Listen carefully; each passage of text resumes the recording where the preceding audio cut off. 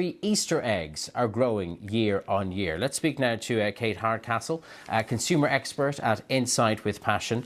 First of all, Kate, what do you think is driving this renewed confidence in spending? There's a few things going on, and good morning. Thanks for having me. I think it's very much this cut bag fatigue that's happening in consumers where they feel that they're having to be really sensible with cash. So when it comes to celebration periods, they're very much in the mood to spend because they're sharing their joy. They see it as something that's not just selfish, it's about encouraging family and friends to get involved and taking time to do that.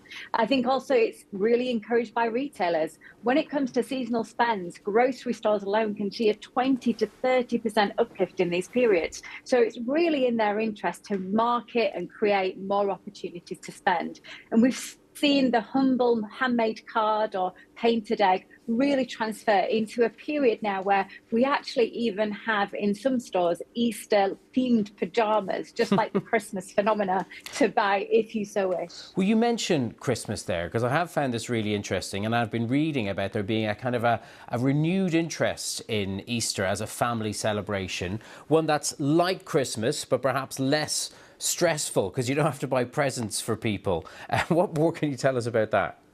Yeah, in the consumer mindset, it's interesting because it's this unintentional spend. Anything's almost a bonus. We don't have those Christmas list giftings and that pressure. So it's almost as if it's a more joyful opportunity to share time with friends. We've also seen the encouragement because, the weather might be at play. We've had some decent weather recently, people gathering in different areas outside their home. So we even get an uplift, not just in fashion, but in furniture and interior spends too. We've seen the encouragement of something called tablescaping, the idea that you really dress the Easter table with lots of themed eggs and bunnies and flowers. Sure. So wherever the stimulus can be there, the retailers will encourage it. And if you weren't excited enough by your favourite chocolate in the shape of an egg, now we're being presented with options described as luxury eggs. What's driving that phenomenon? You heard it here first. The Easter egg is becoming the status symbol now. We've seen luxury fashion houses like Gucci and Louis Vuitton enter the market and the arena with Easter eggs upwards of €70.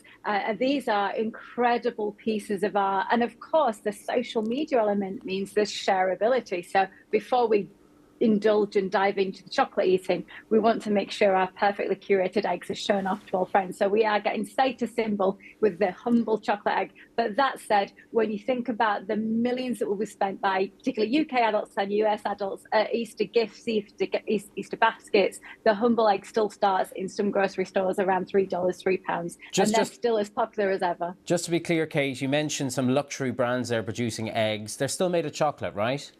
I think so. I'll never know, unfortunately. Okay.